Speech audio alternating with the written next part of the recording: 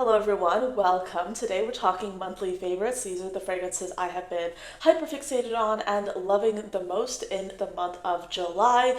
It has been a hot month and these fragrances do reflect that. These are refreshing fragrances. I've also been hyperfixated on different trends and themes, so you'll see that running through the video. But if this is your first time watching this channel, hello, my name is Anya. I love fragrances, clearly, and I talk about them here every single weekday, Monday through Friday. I also publish additional content on TikTok and Instagram under the username ANECHKAFRAGRANCES.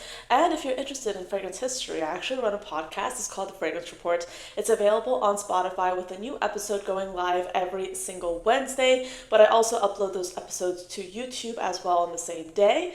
And if you're interested on being a little bit more judicious when it comes to your spending regarding fragrances, if you want a better way to track what's in your collection, I highly recommend you download my fragrance collection log and expense tracker. It's a spreadsheet that's available in my Stan store. So with that being said, we have quite the mix here between old and new favorites. I feel like recently I've been trying to really make an effort to use what I have and really just shop my own stash and shop my own collection. So as a result, these favorites do reflect that. A lot of them have been favorites that I've had for some time, and I'm really happy that I'm kind of like revisiting some of these older but still amazing fragrances. So with that being said, let's get into it with the first fragrance that I've actually been wearing to bed a lot. This is Chabaud's La Nuit Dons. This is a really interesting scent because it has like some notes like florals. It has a rice note too.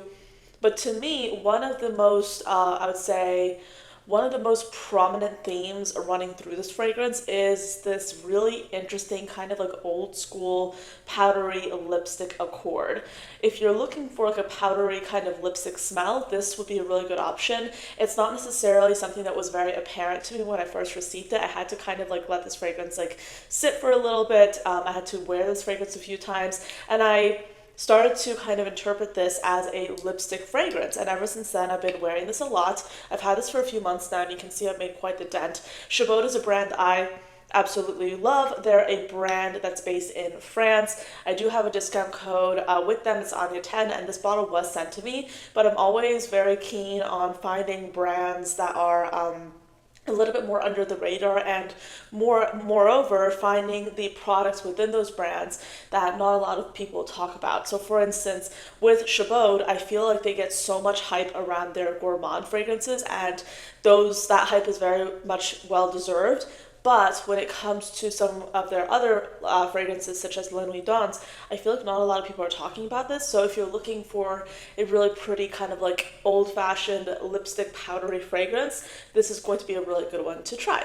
Next, I have Loveatic by Room 1015. This one is really interesting because, as you can tell, I have made quite the dent in this as well. And What's quite lovely about this is that it has turned into such a comfort scent for me. And for me, like, I always need a comfort scent. I always need something that feels familiar and feels like comforting, you know? So for me, Une Nuit Nomade by Chabaud is something that feels really comforting to me. And going around that theme, Loveatic is also something that I associate with feeling very comfortable and cozy. And I think it's because there's a clean musk in here, but there's also a really nice kind of like strawberry scent, and also a slight hint of bazooka bubblegum. But I think the comfort from this fragrance comes from the fact that this fragrance sometimes, to me, actually no, very often, it smells like the kind of smell that you get when you just do the laundry and you open up the laundry machine, or let's just say you're walking past a house and they're doing laundry, and you smell the fact that they're doing laundry because it's coming from the pipes. I don't know, but I don't live in the suburbs, so I don't know where it would be coming from especially. I'm just like going off of memory. Like, you know, when you open the door of the laundry and you get like that clean laundry smell, like, or you open the door of the dryer and you get that's what I get with this. And I think that's why it's so comforting for me. And then I also have like this like diversity with the strawberry and the slight hint of what I call bazooka bubblegum. So there's so much going on with this fragrance. It's so interesting. It's turned into one of my hyper fixation fragrances. I mean, look at this. This is very well loved and I absolutely adore it. So Loveatic by Room 1015. This is actually one of my favorite scents specifically for the hot weather because this scent really has a gorgeous sillage when it's hot outside. And this is Une Nuit Nomade's Love at First Sight. I absolutely adore this fragrance. It's a stunning lilac, passion fruit, and ambroxan combination that just smells beautiful, floral, but also very modern because of that ambroxan. And there's also this like slight fruitiness with the passion fruit. It's such a beautiful scent and it's perfectly done. So if you love lilacs but you're looking for something more modern, this is absolutely amazing. Une Nuit Nomade does a great job of having discovery sets. They have like decants available. They have samples, travel sizes. So even if you don't want to go for the full size bottle, you can definitely try this perfume in other ways. And I do have a discount code available with Une Nuit Nomade as well for you to use if you would like to. But this is just absolutely such a lovely scent. Again, the lilac here for me, like I interpret it as something very comforting. So I gravitate towards this fragrance a lot. Then moving on, we have this one. I have been wearing this heavily and it's interesting because the bottle is now a third of the way completed. Like I've like gone through this bottle rather fast and I've had this for about 6 months. But this is Gin by Commodity. This is from their Archives collection. Their Archives collection currently, unfortunately, is only available in person in their Soho boutique. So you have to go there in person to actually smell and experience the collection and buy the fragrances if you so choose.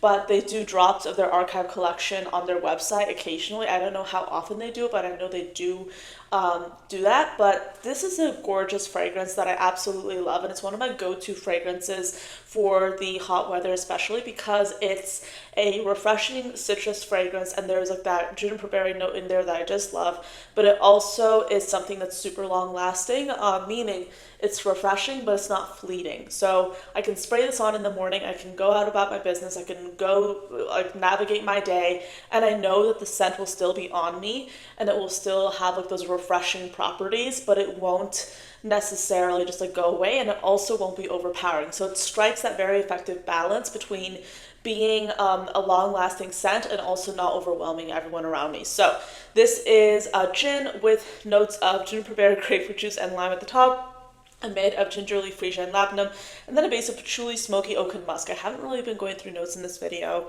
I'm kind of just YOLOing it, but a lot of these fragrances, I feel like I've talked about them so much and I've worn them so much, I kind of like understand what they smell like to me, but there you go. So this is basically Gin by Commodity, one of my favorite scents from Commodity, point blank, period. I love this fragrance. Yesterday my scent combination was literally to wear this sprayed all over my clothes and body, and I wore this fragrance like on my neck and like I think behind my ears as well. It was rather a lovely combination and I was out pretty much the entire day, so it was very suitable for all day wear. Then I have this lovely perfume here.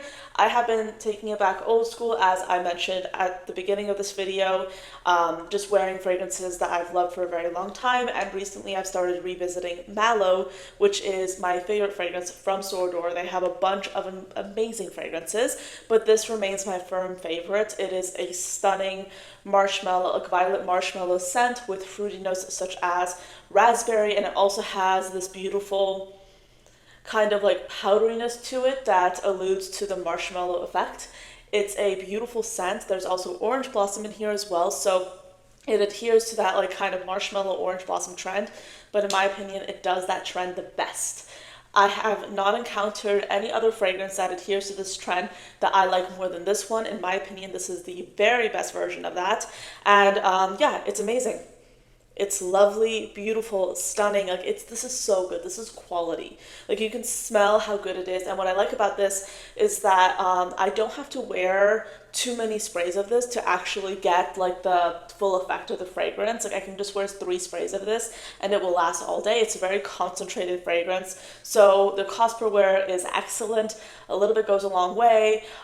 This bottle was sent to me and I do have a code available with Sora Dora, so if you want to save some money you can use the code Anya10.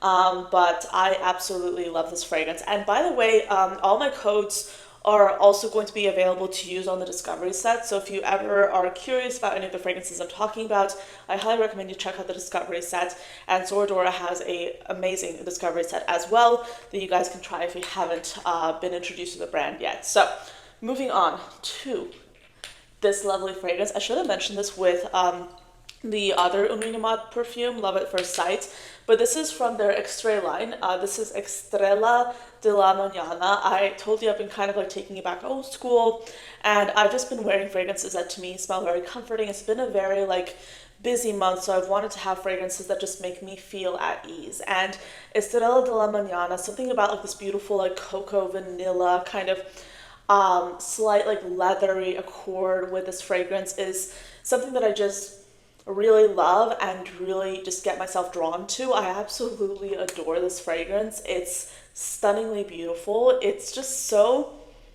like cushiony, but yeah, it has like this kind of like leathery accord, but I don't believe that's listed. Essentially, it's kind of like a spiced chocolate and vanilla scent. It's very beautiful. If you want like a truly like luxe and unique and beautiful, interesting kind of cocoa and vanilla scent, this is definitely a fragrance you should try out. Estrella de la Mañana. This is from their Extrait line by Une Nuit Nomade. Moving on, I have this gorgeous bottle right here.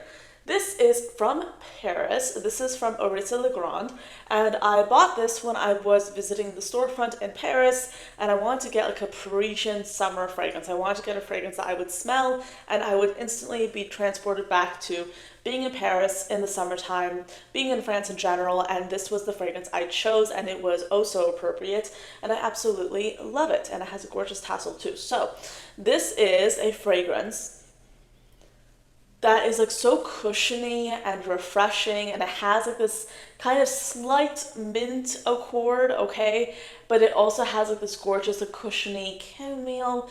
It smells like indescribable. There's something so unique to it. It's aromatic yet herbal, but it has like a softness to it that smells quite floral. Let me actually look up the notes. I haven't been doing that for this video, but like I feel like I want to look this up so I can kind of like talk a little bit more about the cushiony kind of sensation that I'm getting with this. So let's talk about Déjà Le Printemps.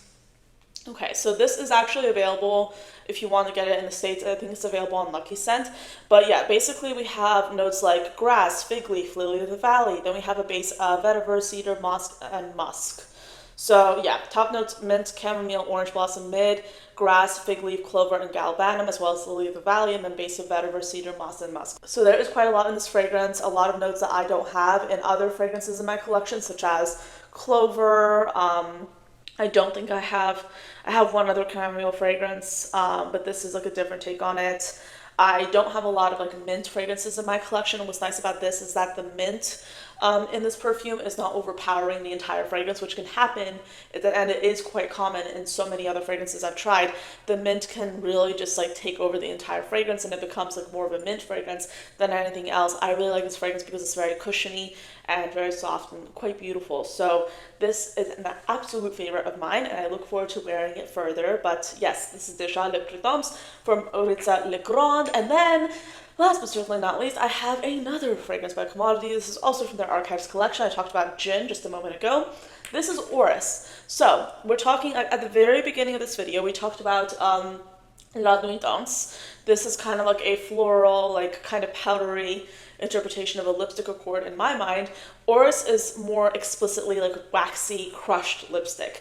It's a patchouli kind of Orus combination. It's actually quite interesting because this fragrance like really has like this photorealistic lipstick scent to it.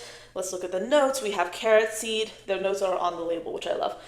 Carrot seed, pink pepper, and coriander at the top, a mid of lily of the valley, tea blossom, and cedar, and then a base of orris, vetiver, vanilla, and patchouli. When it comes to lipstick notes or lipstick scents, there's something about them that's just like very comforting. So I'm completely comfortable with just like overspraying them, wearing them like throughout the day. I just love a good lipstick scent. I consider that a very comforting scent for me personally. So this is something I've been using heavily. I absolutely love this fragrance. It's kind of catching up to how big the dent is in gin, but I would say the dent here is kind of a little bit closer to the top. We're right here. So I've had this for, how long have I had this? I've had this for maybe like 4 or 5 months, and I've absolutely loved it since I got it. But I really do love Commodity and what they're doing with their archives collection, with their other fragrances. There's so much to explore from the brand. So yeah, those are all the fragrances that I have literally been super hyper fixated on. There have been so many amazing fragrances in my collection that I've like kind of accumulated. So this month has really been all about going through my collection and picking out the fragrances that I've either not worn for a long time or just fragrances that I really want to enjoy, because now is the time to do so, especially with how hot the weather is. A lot of these fragrances have been those perfumes for me that have been my go-tos because they're just so refreshing and delicious and just very invigorating for this time of year. But so I do want to say real quick, I probably should do a disclaimer. As I said before, some of these fragrances are super refreshing, super delicious, and very appropriate for this time of year.